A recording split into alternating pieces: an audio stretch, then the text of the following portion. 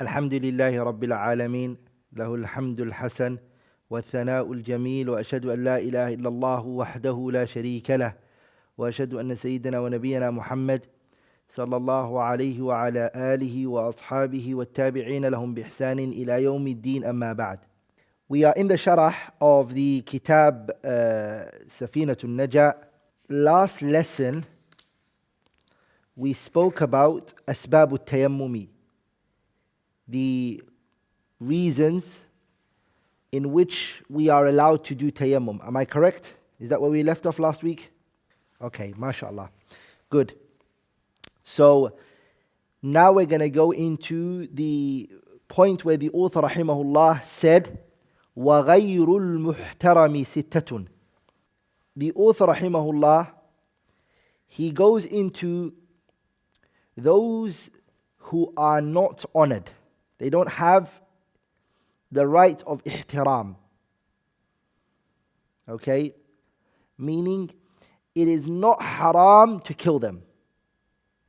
The author is talking about six types of beings, creation, that killing them is permissible. The first one he mentions is Tariku Salah. Tariku as-Salah. The one who leaves the Salah. The one who leaves the Salah, he starts with him. When it comes to leaving the prayer, the people are two types. Or there are two types of leaving the prayer. The first one is Tariku Salati Juhudan. A person who leaves the Salah out of jahd. Juhud means stubbornness. He doesn't pray the Salah because he's stubborn and he rejects the obligation of the Salah, and he doesn't believe it's obligatory on him. You see, that's the first one. فَهَذَا مُرْتَدْ. That one's apostated from the religion of Islam, and the killing that is done for that one is وَيُقْتَلُ مُرْتَدًّا. And he's killed as a murtad, as a disbeliever, as a kafir. When the qadi commands his execution, the execution will be done as a what? Kufran, as a disbeliever. وَلَا يُغْسَلْ. He is not washed. وَلَا يُصَلَّى عَلَيْهِ. He is not prayed on. وَيُدْفَنُ فِي مَقَابِرِ الْكُفَّارِ. And he is buried with the disbelievers. What about the second type, which is تَارِكُهَا تَهَوُّنًا. The person who leaves the prayer out of laziness, and he leaves it out of laziness. فَهَذَا يُقْتَلُ. This one is killed this one, the killing of this one is disputed. Some of the fuqaha believe this one is killed as had. He's killed as a had, a capital punishment, not as a disbeliever. The killing of his, it's وَيُقْتَلُ حَدًّا. He's killed as a capital punishment, as a punishment. And another group of scholars, they say, la, even he is killed as a murtad. The one who leaves the salah out of laziness. He is killed as a murtad. So if the scholars that hold the opinion that he is killed as a murtad, they believe the same which they said about the previous one, which is لا يغسل. He's not washed. ولا يصلى عليه. He's not prayed on. ولا يدفن في مقابر المسلمين. He is not buried in the graves of the Muslims. وهكذا. And the ones who believe he is killed as a Muslim, but it was a punishment for him, then they believe he's washed, he's shrouded, he's prayed upon, he's buried with the Muslims, and his wealth is inherited. Whereas the previous one's wealth is not inherited. The wealth is taken and it's seen as a fate. The wealth of the one who apostates from the Muslims, his wealth is taken as a fay. What is a fay? A fay is the wealth that the Muslims take from the non-Muslims when the non-Muslims run away. Yani there's two ways of the Muslims take money from the wealths of the disbelievers when they're fighting with them. One is called a ghanima. A ghanima is when the Muslims and the non-Muslims fight and the Muslims take the wealth from them. The fay is when the Muslims and the non-Muslims don't fight and the non-Muslims surrender their wealth and they run away from their wealth. This is called a fay. The one who leaves the salah, his wealth is considered as a fay and it's added to the Baytul Mali al-Muslimin. This is very dangerous now. Whichever situation you're in, the fuqaha believe that the person is killed who leaves the salah. Whether you're a disbeliever or even whether you're a Muslim who's transgressed, you are killed, they believe.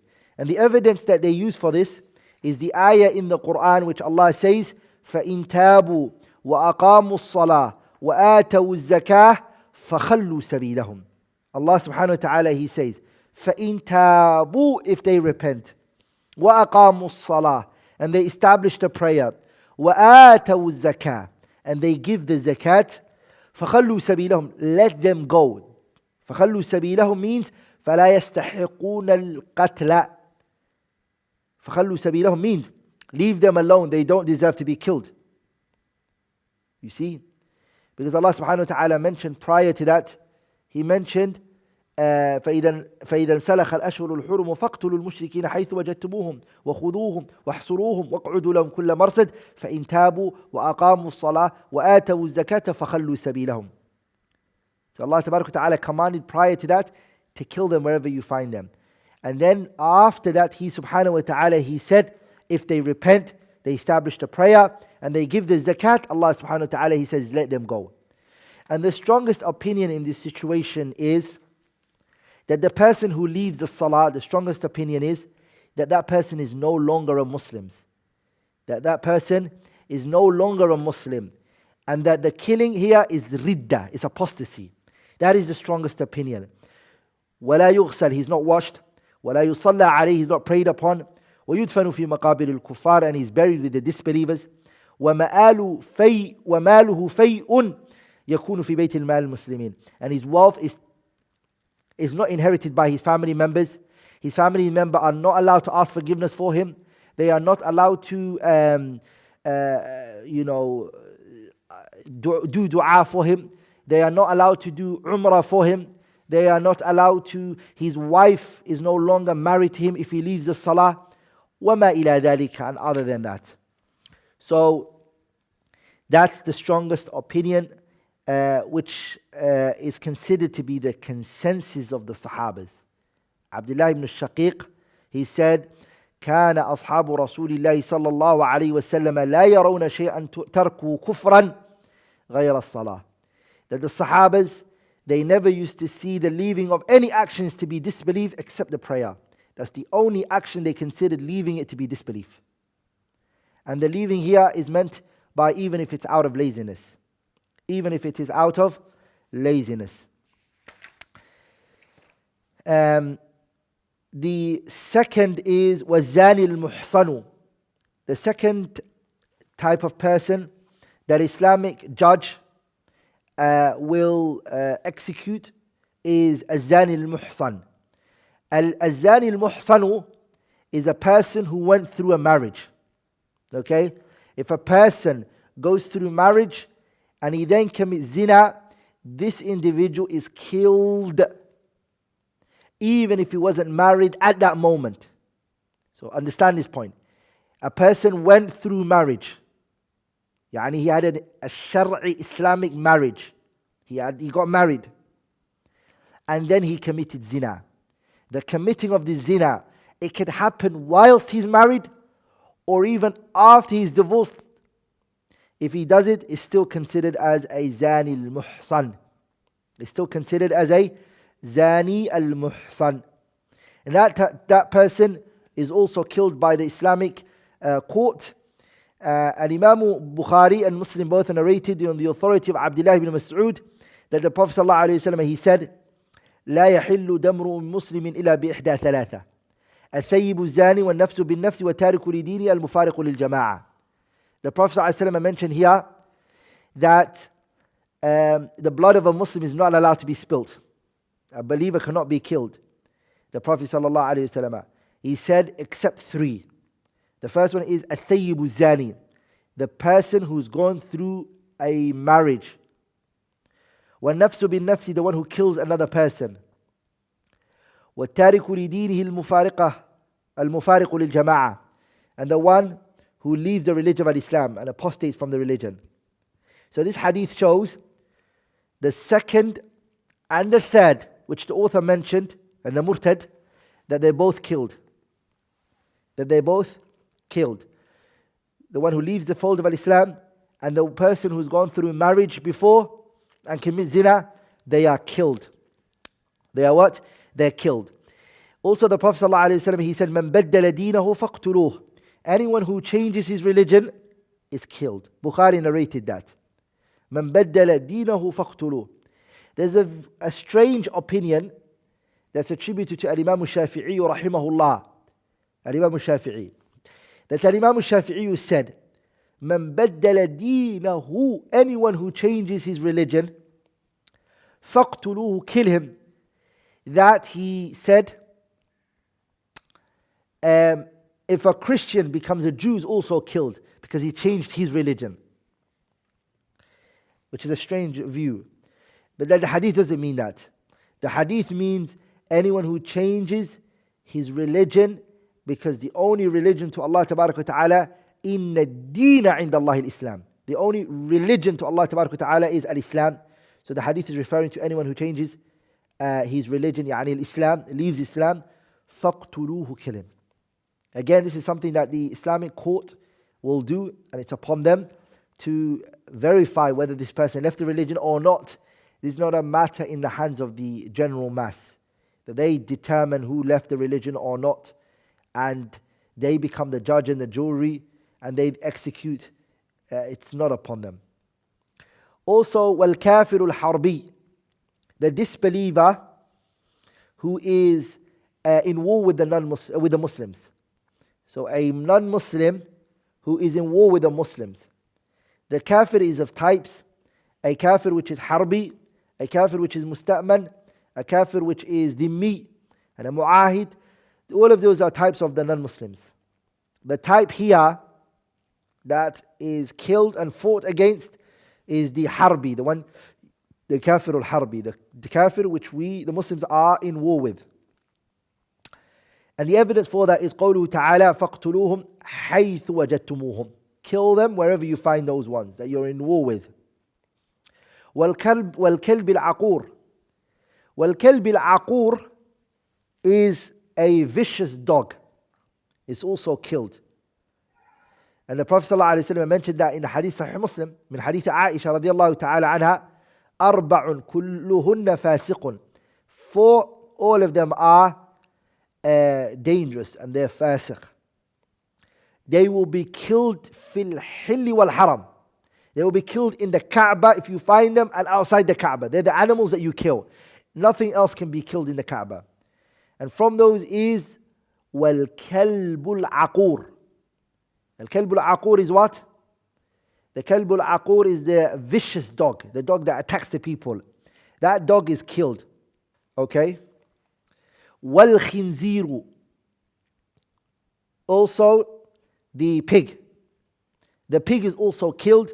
And the evidence for that is the hadith Al-Imam Al-Bukhari and Muslim both narrated on the authority of Abu Hurairah, that the Messenger sallallahu alayhi wasallam, he said, I swear by the Lord in which my soul is in his hand, Isa ibn Maryam will come down onto you all. And he will come down hakaman, as a judge. He will be fair and upright. He will destroy the Christian sign. Okay? وَيَقْتُلُ, and he will kill the khinzir, the pig. وَيَضَعُ الْجِزْيَةِ, and he will place upon the people, or he will take away from the people al-jizya. He'll take it away from the people. The Prophet then said that the wealth will spread so much so that there will be no one who would accept it. The people are so rich that no one no longer wants the money anymore. So the hadith, it has inside there qatlul khinzir, the killing of the pig. So this shows that the pig, la hurmata lahu, it's not a sacred animal that it can be killed. Now that is the 6 types that the author rahimahullah mentioned. So the first one is the person who leaves a prayer. The second one is azani al-muhsan. The third is the murtad, the person who leaves the fold of Islam. And the fourth one is al-kafir al-harbiyu, the disbeliever that's fought. The kafir al-harbi, it means الذي the one لا صلح معه لا صلح له مع المسلمين. He's the one that doesn't have a sulh. He doesn't have a contract with the Muslims. And the non-Muslims are 4 types. 4 types. The first one is al-kafir al-harbi, which is the one I mentioned. The second one is al-dhimmi. It's the one who has a aqd al-jizya. He has a contract of giving jizya to the imam of the Muslimin. He's the one who gives jizya. The second one is al-mu'ahad. Al-mu'ahid. The mu'ahad is the one who has a musalaha. He has with the Muslims a peace treaty. He was from the kuffar al-harbi, but him and the Muslim leader now have a contract. The third one is al-mu'ammanu. Al-mu'amman is the one that was given safety by some of the Muslims, gave him safety. Okay, some of the Muslims, they gave him safety.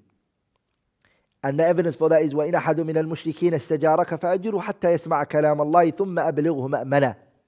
Because Allah Tabarak wa Ta'ala, He said, if one of the non-Muslims, they ask for shelter, Allah Tabarak wa Ta'ala, He said, فَأَجِرْهُ, give him the shelter. Yani he asked for it, give it to him. Give it to him. So this Muslim will say to the non-Muslim, come with me. By the way, he's from the Kuffar al-Harbi. A Muslim will take him from being from the Kuffar, the Kafir al-Harbi, and he will bring him to a Muslim land. No one's allowed to touch him. No one's allowed to touch that man. He's been given shelter by a Muslim. Now, inshallah ta'ala, and also, وَالْكَلْبِ الْعَقُورِ. The fifth one was كَلْبِ الْعَقُورِ, a vicious dog. And the evidence that I gave for the killing of the vicious dog is the hadith found in Sahih Muslim in hadith Aisha. وَالْخِنْزِيرُ, I mentioned that for the hadith of Bukhari and Muslim in hadith Abi Huraira. That Isa ibn Maryam, when he comes, he's going to kill the pig. Now we're going to go into شروط التيمم, the conditions of the tayammum. The first condition is أن يكون بتراب. Okay, it has to be dust. It has to be sand and dust. It can't be nothing else. So it must be performed with the dust of the earth. أن يكون بتراب. And the evidence for that is the hadith found in Sahih Muslim. It's the hadith found in Sahih Muslim that the Prophet ﷺ, he said, فُضِّلْنَا عَلَى النَّاسِ بِثَلَاثٍ. We have been given virtue over the people with 3. He said, our lines have been made like the lines of the angels when they straighten in the lines. The second the Prophet said was, the earth has been made pure for me. So you can pray there everywhere you find the prayer. And the third one was, the earth's sand, the surface of the earth is pure if you can't find water, the Prophet said. So 3 things. He said, our sufuf have been made like the sufuf of the malaika. 1. The 2, the earth, all of it has been made a masjid for me. So wherever the salah comes in, you can pray in. And the third one is the earth was made pure for me. Then the sand of the earth, the default position is that it's pure. Number 2 is وَأَن يَكُونَ تُرَابُ طَاهِرًا. The turab, it has to be tahir. The dust must be pure. And this is based on the ayah فَتَيَمَّمُوا صَعِيدًا طَيِّبًا. Allah says. طَيِّبًا here means طَاهِرًا حَلَالًا.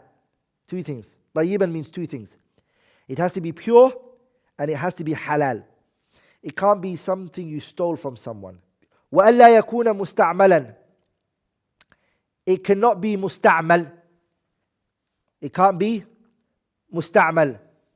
Musta'mal is it can't be a used one. Someone used it before and they placed it on their limbs. Yani someone took it and they placed it on their limb. And then you take that and you use it. No, it can't be. And the evidence that he's using here is qiyasan ala al-wudu.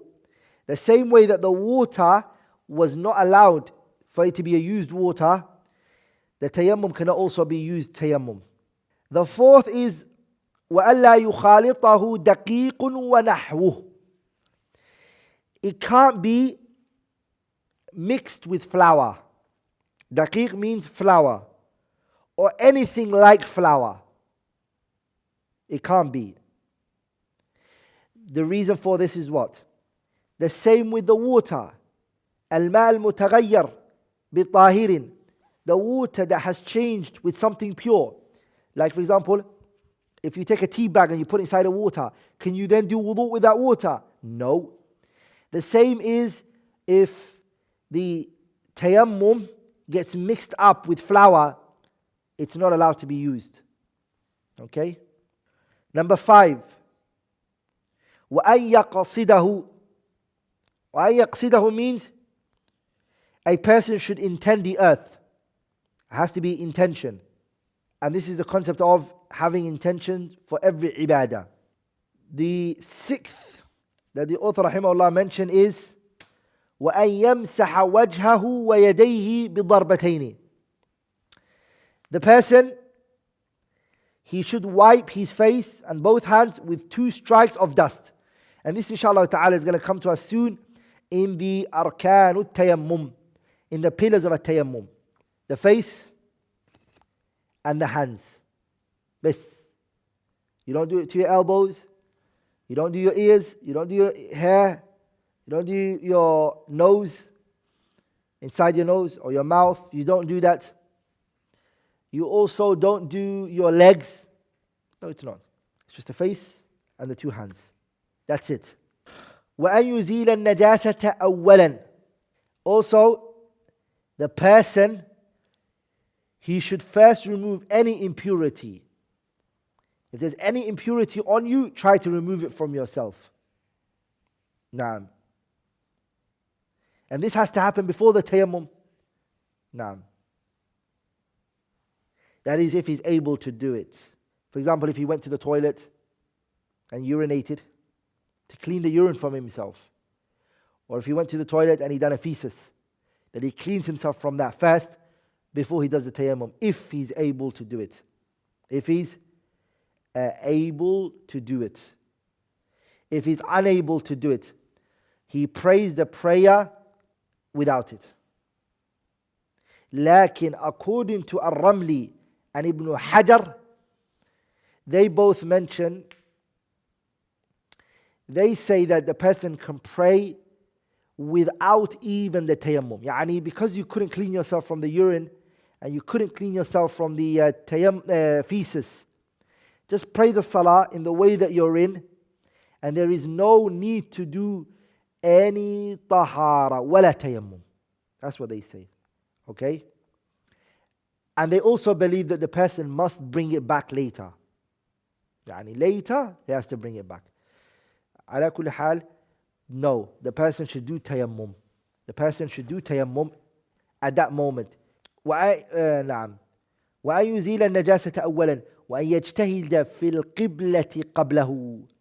He should determine the direction of the qibla before he goes forward in doing the tayammum. Before he does the tayammum, he strives to knowing where the qibla is. وأن يكون also وأن يكون تيمم لكل فرض. Sorry, وأن يكون تيمم بعد دخول الوقت. Also the tayammum happens after the time entered. يعني the tayammum, it happens بعد دخول الوقت, after the time of the prayer enters. Okay? And the reason for this is because لأن الضرورة تقدر بقدرها. The salah became obligatory on you, you couldn't find water, just do the tayammum now. Naam. Before that, you don't have to do tayammum. You might find water, your reason might be uplifted. So you do the tayammum for the prayer. وأن يتيمم لكل فرض. And the Shafi'iyya believe that you have to do tayammum for every single prayer. Naam. وأن يتيمم لكل فرض. Every single prayer, you have to do tayammum. Now we're going to go into فروض التيمم خمسة. The obligatory things that need to be done for the prayer. Sorry, for the tayammum. The obligatory things that must be done for the tayammum. Things that are obligatory to do. Wajib. And if a person doesn't do it, he's a sinner. The first is نقل التراب. Transfer of earth to the body. نقل التراب. And the evidence for this is the ayah فَتَيَمَّمُوا صَعِيدًا طَيِّبًا. فَتَيَمَّمُوا here means intend it and come with it. So the person has to do the tayammum. He can't just... The first obligatory thing is that you take the tayammum and you do it. The second is intention. And the evidence for that is the hadith إِنَّمَا الْأَعْمَالُ بِالنِّيَّاتِ. Every action is based upon what is intended from it. The third one is الْمَسْحُ الْوَجْهِ, to wipe the face. And the fourth one is مَسْحُ الْيَدَيْنِ إِلَى الْمِرْفِقَيْنِ, wiping of the hands until إِلَى الْمِرْفِقَيْنِ, until your elbows. The evidence that they use for this is فَتَيَمَّمُوا صَعِيدًا طَيِّبًا فَامْسَحُوا بِوُجُوهِكُمْ وَأَيْدِيكُمْ مِنْهُ. This shows the evidence for the face, and the evidence is for the hands. As for taking it to the elbows, the evidence that they use is the hadith of Jabir radiallahu ta'ala anhu, that the Prophet sallallahu alayhi wasallam said, التيمم ضربتان. Tayammum is two hits. ضربة للوجه. One hit is for the face. وضربة لليدين. And the second hit is for the hands. إلى المرفقين, up to the elbows. أي مع المرفقين. This hadith, a lot of the scholars, they weakened it because Abu Zubayr al-Makki narrated it from Jabir. So many scholars have weakened it. So the strongest opinion is that this is the view held by Jabir radiallahu anhu. Jabir held this view himself. It's his statement, and that it's not the statement of the Prophet sallallahu alaihi wasallam, as the Imam ad-Daraqutni mentioned. So some of the scholars, they hold the opinion that it's up to the elbows, and some hold it that it's just the hands, and the arms are not included. The second reason why some of the scholars weakened it is because there is in there Uthman ibn Muhammad. Okay? Number 5 is الترتيب بين المسحتين. There has to be sequence. There has to be sequence between both wipes. And the evidence for that is the tayammum is a fara', it's a sub-branch from the wudu. And the wudu and the tayammum, both of them have come in the same ayah. Yani same verse it was mentioned in. And they were mentioned in order.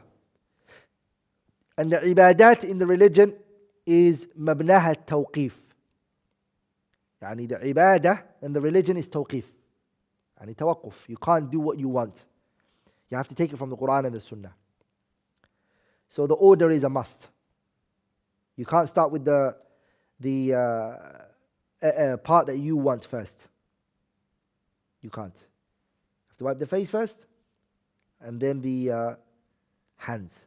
Now we're going to go into the things that nullify the tayammum. The things that nullify the tayammum. مبطلات التيمم ثلاثة. The things that nullify the tayammum are three. The first one is ما أبطل الوضوء. Whatever nullified the wudu is the same thing that's going to nullify the tayammum. It's the same. Yani, whatever you studied in the nullifiers of the wudu are also the nullifiers of a tayammum, like passing wind, urinating, وما إلى ذلك. Whatever nullified the wudu also nullify the tayammum. Also, what nullifies the tayammum is ridda, apostasy. Apostasy, it nullifies your tayammum. What is the evidence for that? The evidence for that is because tayammum is a righteous action. And disbelief and shirk nullifies righteous action. لئن أشركت ليحبطن عملك ولا تكونن من الخاسرين. So it nullifies your righteous action. Apostasy wipes away any good that you've ever done. The third one is وتوهم الماء إن تيمم لفقده. The presumption that one can now obtain water. If you believe that you can attain water, you can get water, the tayammum is no longer valid. The reason why the tayammum was valid was because the absence of water, right? That was one of the reasons. And إذا وجد الماء بطل التيمم. If water is found, the tayammum is now null and void. It's no longer existent. So the Shafi'iyah here say وتوهم. Presumption. He has assumption that he can find water. They say that his tayammum is broken. Okay? It nullifies it. If he believes he can find water. He has a suspicion, a presumption that he can find water according to them. This individual has to go and look for that water and go get it. Now, inshallah ta'ala, the author, he goes into الذي يطهر من النجاسات ثلاثة. The things, the author rahimahullah here, he mentions three types of impurities that can be purified. Three types of impurities that can be purified. Okay? Three. The first one he mentions is الخمر إذا تخللت بنفسها. The first one is wine that becomes vinegar on its own. So if khamar becomes vinegar on its own, or wine that becomes vinegar on its own, that's the first. The second one is وَجِلْدُ الْمَيْتَةِ إِذَا دُبِغَ. The skin of a dead corpse or a dead animal, if it's tanned. If the animal is tanned, meaning it's taken out to the sun and it's tanned with the sun, then it's pure, no problem. This is what? It is pure, there's no problem. Based on the hadith of the Prophet ﷺ, where he said, إِذَا دُبِغَ الْإِهَابُ فَقَدْ طَهُرْ. If the dead animal, the skin of the dead animal is tanned, then it becomes pure. And based on the hadith of the Prophet ﷺ, when he saw Maymuna, the Prophet ﷺ saw a dead animal, and he said to his wife Maymuna radiallahu ta'ala anha, هَلَّا انْتَفَعْتُمْ بِجِلْدِهَا. Why don't you benefit from the skin of this animal? So they said to him, Ya Rasulullah, it's a dead animal, it's dead, how are we going to benefit from it? Then the Prophet ﷺ, he said, إِنَّمَا حَرُمَ أَكْلُهَا. What is haram is eating it, but the skin can be benefited from. Nah. And the third is وَمَا صَارَ حَيْوَانًا. Creatures that are born out of filth. So this chapter, the author rahimahullah, what he's trying to explain to us is a mas'ala known as al-istihala. A concept known as al-istihala. Al-istihala means something was haram for a reason. And the reason which it was once upon a time haram for is no longer present. As we find in some situations. Like we find in some substance that the humans take.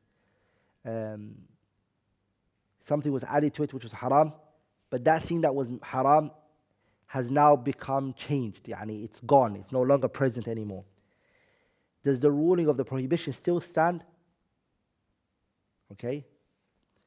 The scholars, they mention الحكم يدور مع علته وجودا وعدما, that the ruling revolves around the reasoning. If the reasoning is found, the ruling is found, and if the reasoning is missing, the ruling is also missing.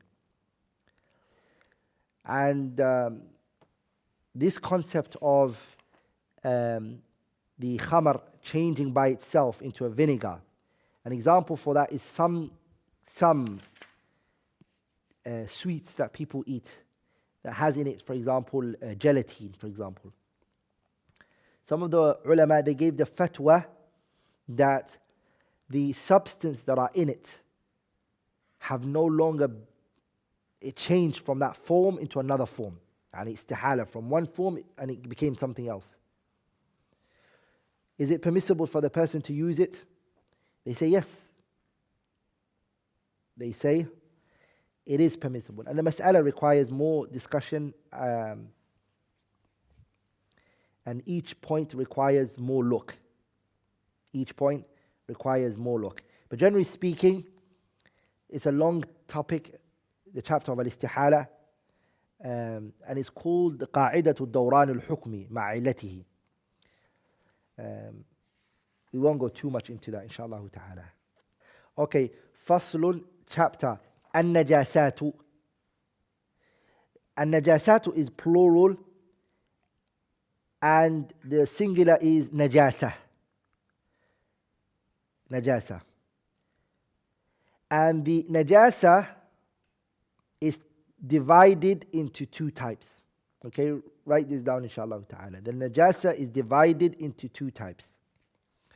The first one is najasa, which is zahira, and najasa, an impurity which is apparent. And that's the one that the author here is speaking about. The najasa which is apparent. And the second one is najasa, which is najasatul batin. It's not apparent, it's hidden. The najasa which is apparent, the author is going to speak about it. We're going to see it, inshallah ta'ala, here, no problem. Like in the najasa which is batin, it's hidden. The biggest one of it is the one Allah mentioned in the Quran, إِنَّمَا الْمُشْرِكُونَ نَجَسٌ, that the non-Muslims are najas. The najas here, the impurity here is their belief. It's the hidden type of najasa. Okay? Because it could happen that a non-Muslim is more cleaner than a Muslim. It could happen. And he's more cleansed and more cleaner physically, outwardly. But in the Sharia, he's still considered impure.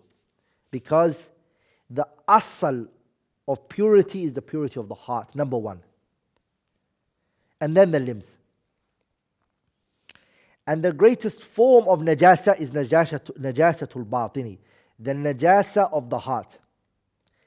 Okay? Lakin the fuqaha, they don't talk about the najasatul batin. They don't discuss that. That's not their field. That's studied in the books of i'tiqad, the books of akhlaq, the books of tazkiyatul nufus. Lakin in kutub al-fiqh, you study the najasa which is zahira, apparent. The najasa which is zahira. The najasa which is zahira, the apparent najasa, the author divided that into three. So the najasa which is zahira, the apparent najasa, the author rahimahullah, he divided it into three. The first one is called mughallada. Najasa which is what? Mughallada. What does a najasa mughallada actually mean? najasatun mughalladha means a najasa which is very strong. Ghalidh is something very strong, heavy. And he's going to give us, inshallah ta'ala. But why is it heavy? The ruling regarding it is heavy. That's why they call it mughalladha. The second one is mukhaffafa. And mukhaffafa is called mukhaffafa because it is soft in terms of its ruling. And the third one is mutawassita, is in the middle. Okay? It's moderate. And the reason why it's called mutawassita is because its ruling is moderate, is in the middle. Middle between what? Between the mughalladha and the mukhaffafa, between the heavy and the light. Then the author, rahimahullah, he started to mention an example for the mughalladha, an example for the mukhaffafa, and an example for the mutawassita. The najasa which is mughalladha is najasatu al-kalbi wal-khinziri. The dog and the pig, both of them are called mughalladha. They're both called mughalladha, heavy impurity. The mughalladha, the ayn of this thing is najas. Yani this thing itself is najas. Okay? And its impurity stands whilst it's alive and even when it dies. So you can't purify it. The ayn of this thing is impure. So there's no way you can purify this. That's why it's called mughalladha. It's always going to be impure. The second one is mukhaffafa. By the way, the author said dog and khinzir, and he said وَفَرْعِ أَحَدِهِمَا. What does he mean by وَفَرْعِ أَحَدِهِمَا? He means وَمَا تَوَلَّدَ مِنْهُمَا, whatever children come out from it. If the pig gives birth to something, what about if the pig and another animal have intimacy and a child comes from it? It's still considered to be what? It's still considered to be mughalladha, najasa mughalladha. However way, whether it comes from two pigs or if it comes from one pig and another animal which is pure. A pure animal and a pig, they have, it doesn't matter. That child is always going to be considered, that whatever comes from it is going to be considered, the najasa is mughalladha. Okay? Mukhaffafa is what? Mukhaffafa is bawlu sabi, the urine of a sabi. Sabi here means a boy, not a girl. Okay? It is a boy. That's it. So it's not a boy, it's not a girl. Also, it's not a khuntha. A khuntha means she-male or a he-she. Or whatever they call it. That's also not in the discussion. That's also not. It's a sabi, a boy. A boy with what? الذي لم يطعم غير اللبن. He's only been living on his mother's breast milk. That's all he's lived on. And his mother's only been breastfeeding him. And he hasn't reached 2 years. وَلَمْ يَبْلُغُ الْحَوْلَيْنِ. And the child hasn't reached 2 years of age. How many qaid? How many points did he mention for that? 4 points. Look what he said. As-sabi. That's number 1. He's a boy. Lam yat'am ghayra al-labani. That's point number 2. He hasn't drunk nothing except the breast milk. That's number 2. Number 3. Walam yablugh. Hasn't reached. Walam yablughi here means he hasn't eaten any food. And al-hawlayni means he hasn't reached 2 years of age. And the evidence for that is the hadith found in Sahih al-Bukhari and Muslim on the authority of Qais binti Mihsan. She came with a son, which was very little. He never ate. No food. She brought it to the Prophet ﷺ and she placed it on the Prophet's thighs. ﷺ. And the child urinated on the Prophet ﷺ. The Prophet ﷺ called for some water and he sprinkled that water and he never washed it. He sprinkled it, best. Sprinkled the water over the place and he never washed it. He never said, wash it, clean it. He didn't. Okay? This is mukhaffafa. The Prophet is a bit light on it. The mutawassita is the other remaining impurities. The other remaining impurities, such as the urine of the human being. The urine of the human being, like our urine right now, the elders who've eaten food and everything, our one is mutawassita, it's in the middle. It can be purified. It can be cleansed. But there has to be some cleaning that needs to be done. There's a bit of heaviness in there, but it can be cleaned. Whereas the mughallada, you can't clean it at all. You can never clean a dog and make the dog pure. You can't. You can never make a pig clean. He's always going to be najas. Okay? Lakin, it's also not light in the sense where you can't just sprinkle water here or there. You need to wash it properly. Like the Bedouin man that urinated in the Prophet's masjid. Alayhi salatu wasalam. The Prophet ﷺ, he asked for a bucket of water and he poured it over it and وَمَا إِلَى ذَلِكَ. Okay? And things like that. The author now, he goes into a chapter called, he goes into the chapter في بيان كيفية إزالة النجاسة. In this chapter we're going to go into how could you remove the najasa. Yeah? How could you cleanse it? This is what the author rahimahullah is now going to go into. The first one, which is the mughallada. The mughallada,